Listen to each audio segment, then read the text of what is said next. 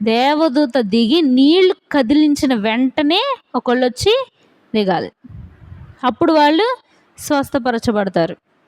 ఇట్లా ప్రతిసారి దేవదూత దిగిద్ది పైనుంచి, దేవదూత దిగడం, నీళ్లు కదిలించడం, తర్వాత ఈ యొక్క రోగులు వరుసగా వెళ్ళడం, వాళ్ళు స్వస్థపరుస్తూ ఉన్నారు.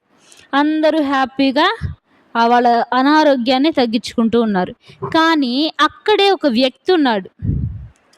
ఆ వ్యక్తి 38 ఏండ్ల నుంచి ఉన్నాడు అక్కడే ఆ కోనేటి దగ్గర. ఎన్ని ఇయర్స్? 38 ఇయర్స్.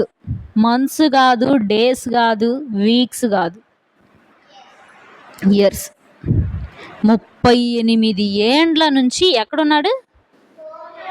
ఆ కోనేటి దగ్గరే ఉన్నాడు. అంటే ఎందుకు తాను స్వస్థపరచబడలేకపోయాడు?